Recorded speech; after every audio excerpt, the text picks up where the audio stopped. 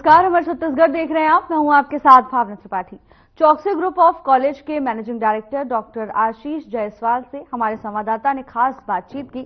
Interview में उन्होंने कहा है कि शिक्षा ही जीवन है और इस विषय पर अपनी राय रखी कि शिक्षा का कितना बड़ा रोल है। देखिए ये खास रिपोर्ट।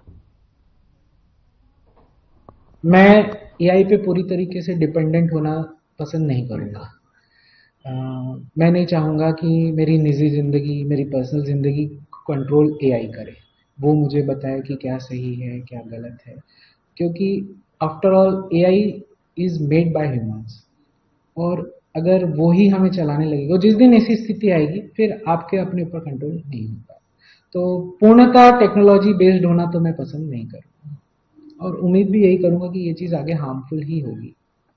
हम एक समय ये कहते थे कि यौन शिक्षा स्कूलों से दी जानी चाहिए, ठीक, लेकिन हम भारतीय संस्कृति परंपरा को अपने अनुकूल नहीं माना।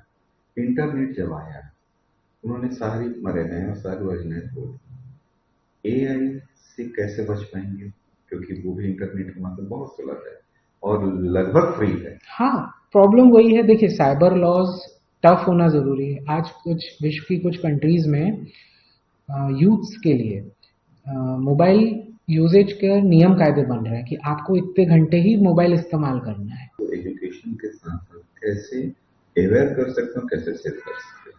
सर, ये तो पेरेंट्स की बहुत बड़ी जिम्मेदारी है।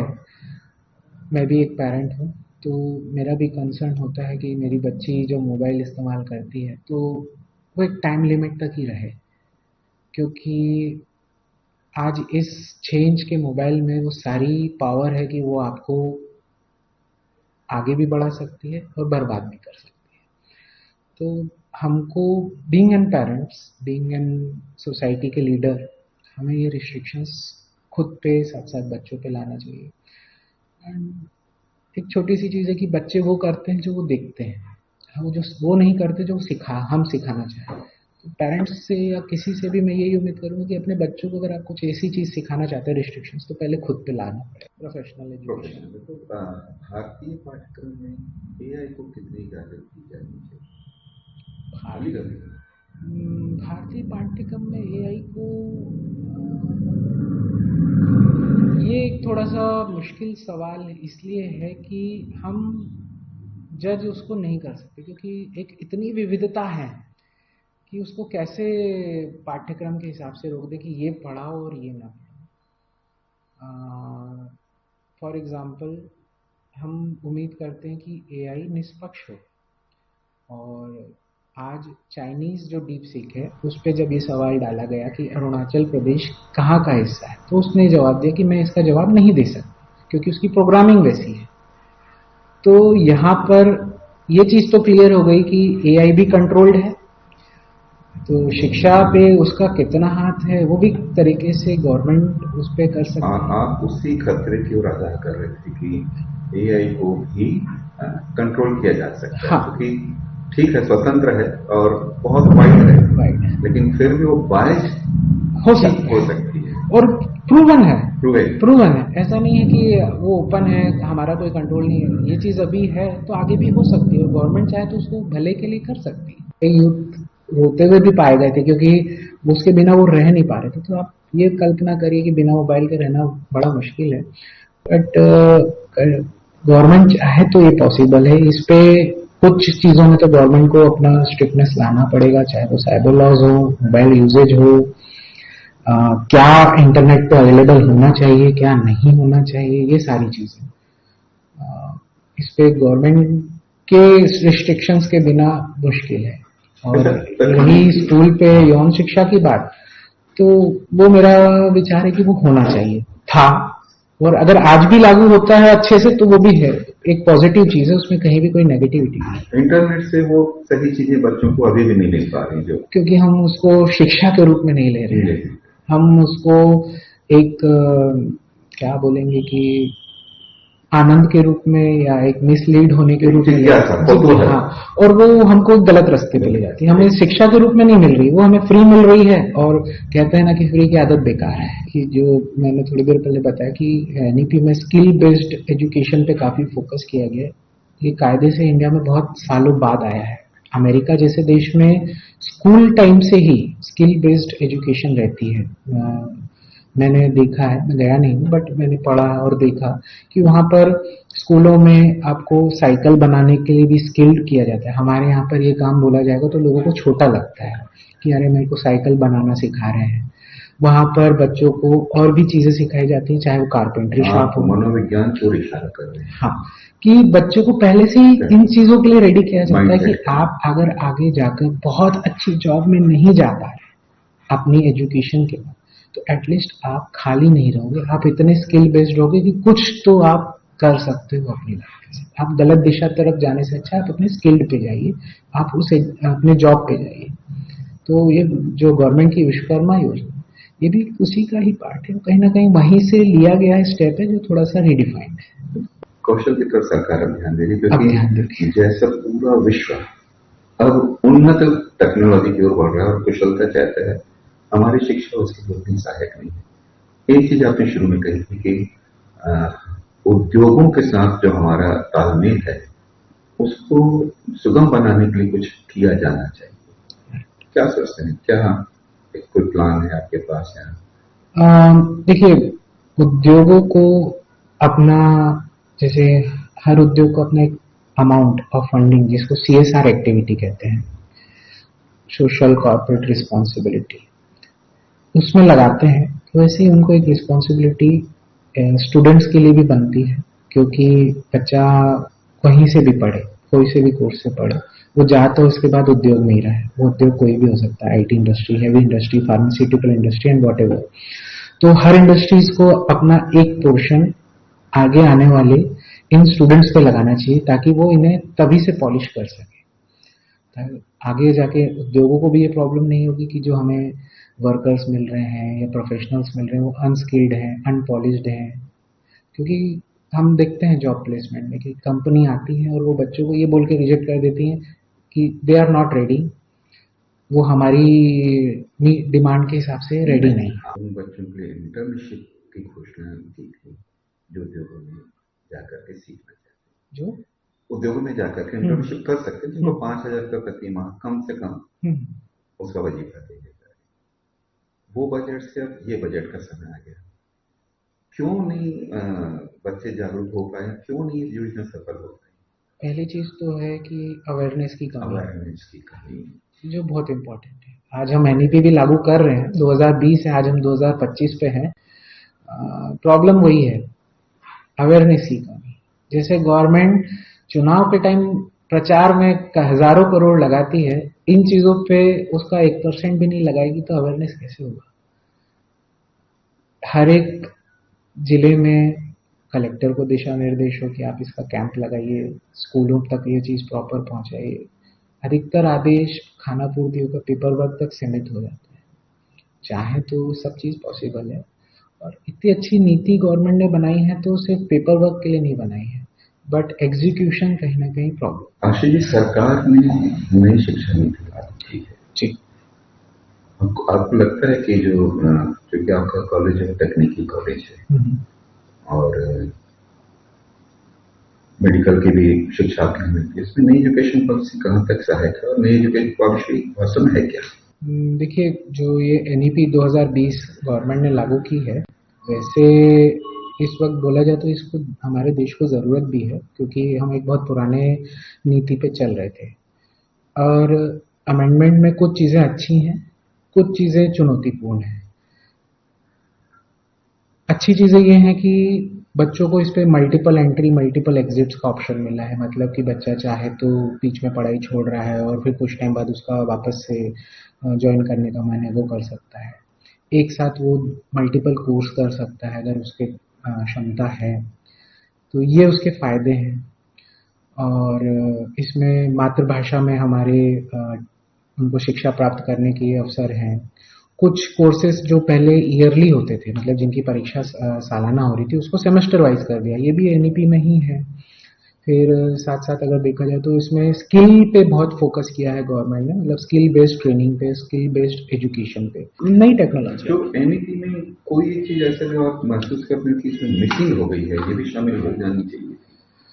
देखिए एनईपी में मेरे हिसाब से कुछ चीजें जो हैं वो है इंडस्ट्री इंटरेक्शन। गवर्नमेंट करती तो है, उन्होंने हमारे दिशा निर्देश निकाल दिए कि कॉलेज इंडस्ट्री से तालमेल बनाए, स्टूडेंट्स को ट्रेनिंग पहुंचाएं, बट वो दिशा निर्देश इंडस्ट्री पे भी उस हिसाब से लागू हो कि आपको करना है, और करना है तो सिर्फ सरकारी नियम फॉलो करने के लिए नहीं करना है, आपको सिखाना भी, तभी तो स्किल बेस्ड होगा।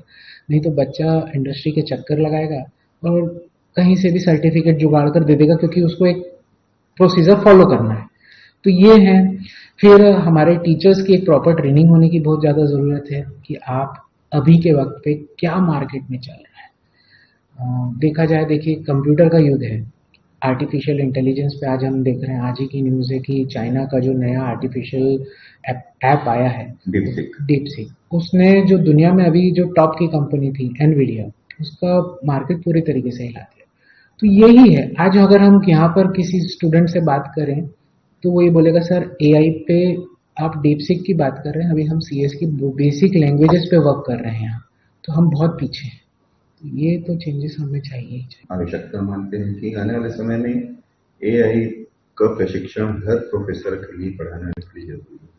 सर देखिए आधुनिकता का जमाना है, हमें आगे तो बढ़ना ही है। एआई अच्छा भी है, बट इस पे लगाम या रिस्ट्रिक्शंस होना बहुत ज़रूरी है, ये उतना खतरनाक भी है।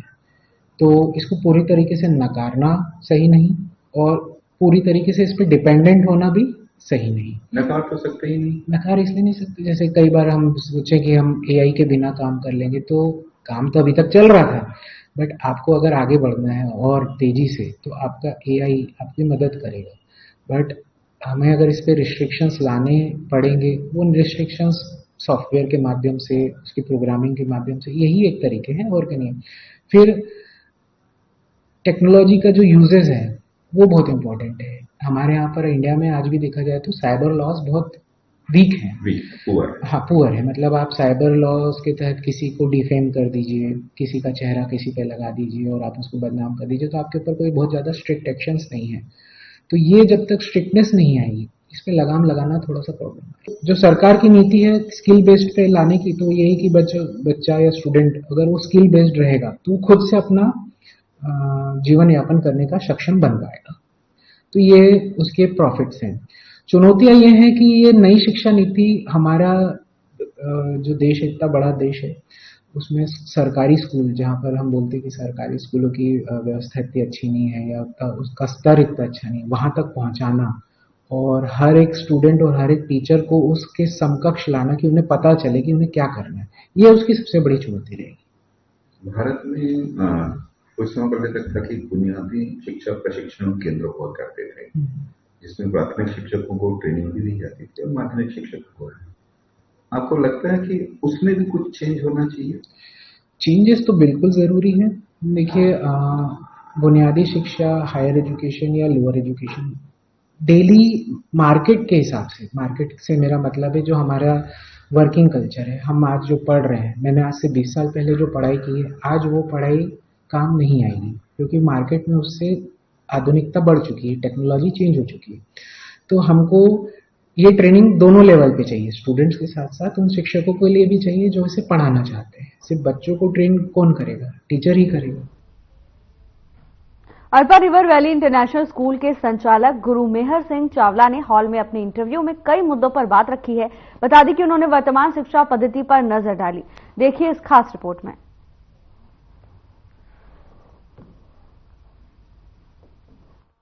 मुझे लगता है जरूर सर, क्योंकि जैसे ही आपने पुलिसिंग या लॉ के बारे में ज्ञान उनको प्रदान किया ना, तब अगेन ये दो रियलिटीज है हमारी सोसाइटी की, पुलिस का होना या लॉ का एप्लीकेबल होना रियलिटी थी। इवन सर मैंने बताया मैं लॉ ग्रेजुएट हूँ, लॉ में एक लाइन है सर जो कहती है कि excuse of fact is excusable, excuse of law is inexcusable in law, which means कि अगर आप भारत देश में है, आपने चक्कू मार दिया तो आप नहीं बोल सकते कि मुझे पता ही नहीं था कि मर्डर होता है।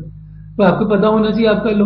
तो निश्चित तौर पर सर स्कूलों में पुलिसिंग के बारे में, लॉ के बारे में जरूर बताया जाना चाहिए। और ये एनसीसी एनएसएस के तौर पे बच्चों को इसके अलावा जो और बेनिफिट मिलता है वो जैसे राष्ट्र सेवा का उनके मन में वो भावना जगानी। आज हम मूवीज देखते हैं तो पेट्रियोटिक लगते हैं, हम अपने छोटे भाइयों बहनों को बोलते हैं कि तुम्हें आर्मी ज्वाइन करनी चाहिए, करना चाहिए।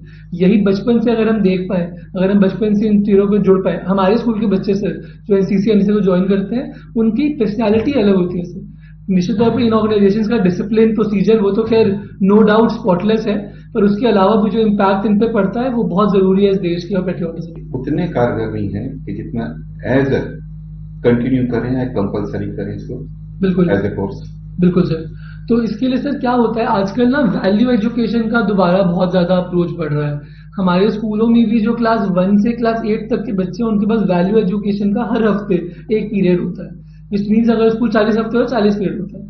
इस वैल्यू एजुकेशन में उनको ना सिर्फ और वैल्यू जैसे कि ऑनेस्टी है या पेशेंस है इनके बारे में, बट उसी के तौर पे ना हम इन्हें इन चीजों को भी सिखाते जाते हैं। हमने ये रियलाइज किया सर कि मान लीजिए हमारे स्कूल में ये रूल है कि क्लास 5th में और एक बार क्लास 1 में, क्लास 1 के आसपास इनको गुड टच बैड टच सिखाया जाता है, क्लास 5th के आसपास इनको थोड़ा और अपने हेल्थ के बारे में सिखाया जाता है क्योंकि ये जस्ट टीनेजर हो रहे होते हैं। तो मान लीजिए जो बच्चा मेरे साथ क्लास 1 में था उसको मैंने अपने तौर पे कॉम्प्रिहेंसिव तरीके से गुड टच बैड टच सिखा दिया, बट जो बच्चा मेरे स्कूल में क्लास 2 में आया उसको मैं कुछ नहीं सिखा पाया क्योंकि मेरे स्कूल में तो क्लास 1 में सिखाना था।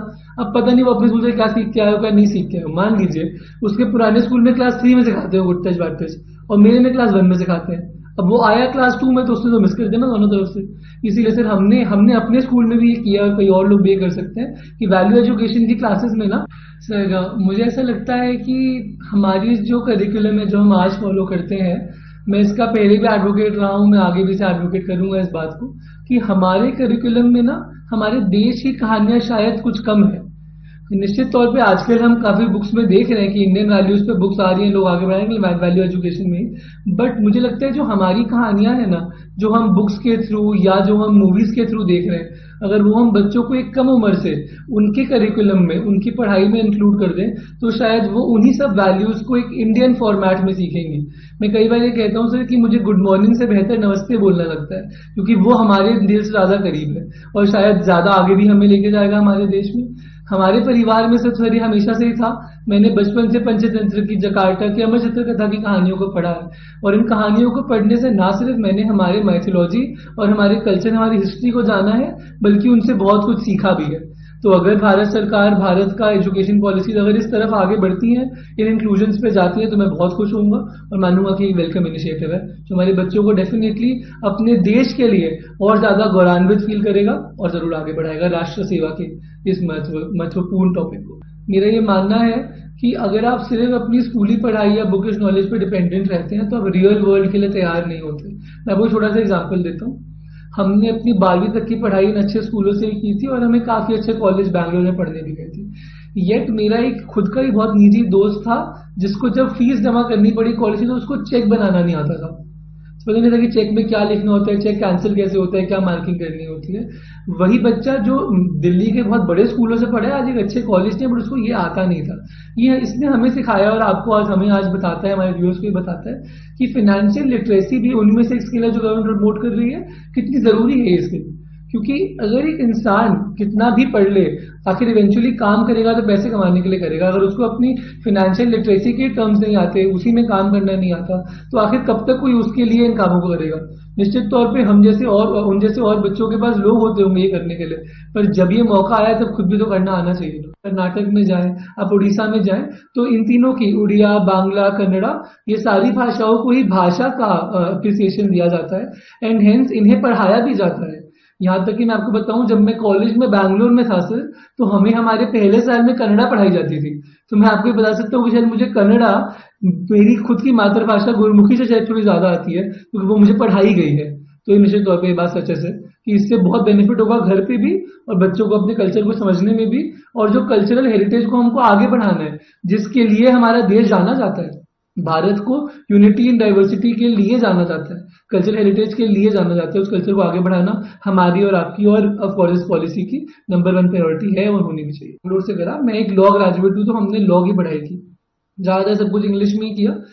फिर उसके बाद जब हमने अपनी रियल लाइफ इंटर्नशिप्स करना चालू की ना सर, तब हम जब सच के क्लाइंट से मिले या हमने जब सच के केसेस को देखा, तब हमने रियलाइज किया कि जिस आइडियल वर्ल्ड में हमें पढ़ाया जाता है ना, उससे रियल वर्ल्ड बहुत अलग है। आज मैं जहां बैठा हूं, जो मैं काम कर रहा हूं, जैसे ही मैं वापस आया और मैंने कुछ स्पीचेस देना, कुछ लोगों से बात करना चालू किया, तो ये रियलाइज किया कि हिंदी पे जो मेरी पकड़ है वो इतनी मजबूत जरूर होनी चाहिए कि मेरी बात पूरे ऑडियंस को समझ में आए।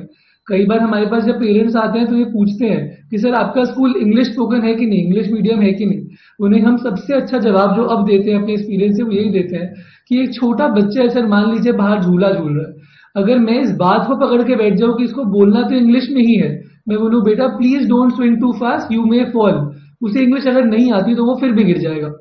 तो क्या ये बेहतर नहीं है कि मैं उसे इंग्लिश हिंदी में समझा दूं कि बेटा तेज मत झूलो, गिर जाओगे। उसका ना गिरना मेरे लिए जरूरी है। कम्युनिकेशन जो है सर फॉर एजेस, इसका पर्सपेक्टिव सिर्फ इतना चाहिए कि आपको मेरी बात समझ में आए, वो जिस भी भाषा में समझ में आए, हमें एज स्पीकर्स उस भाषा का ज्ञान रखना चाहिए।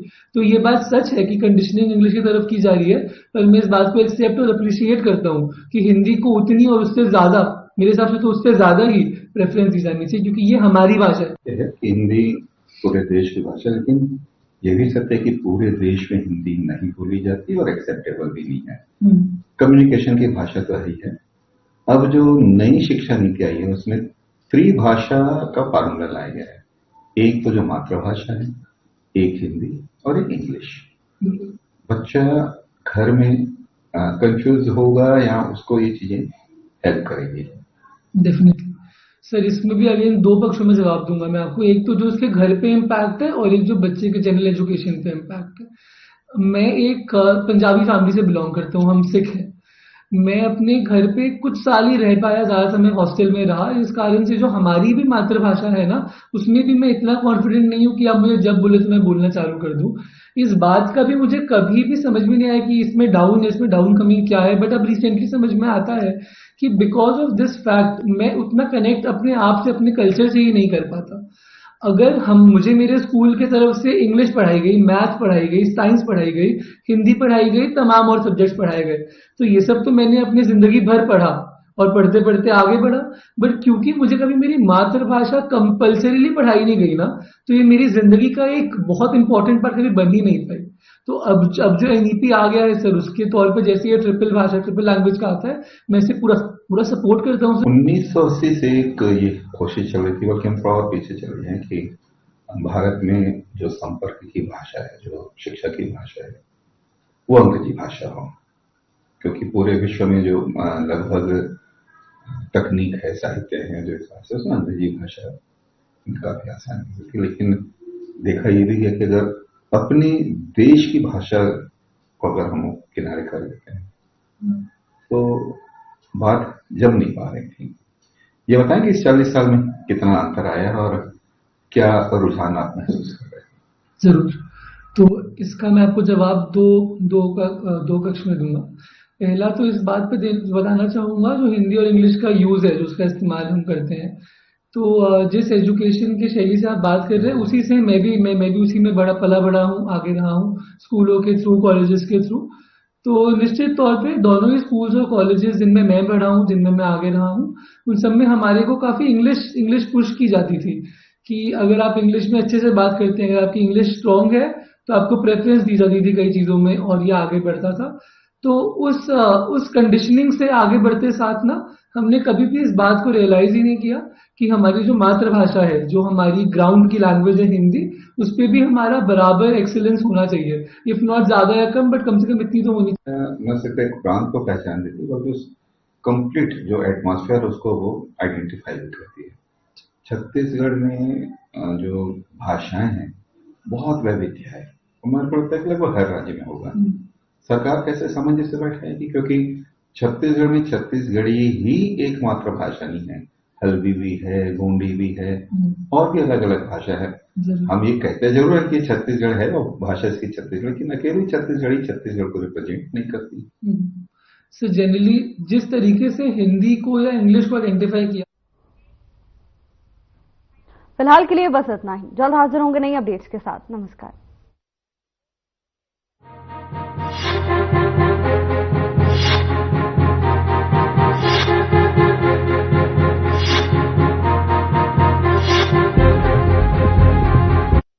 क्या रंग खिला, क्या रूप सजा।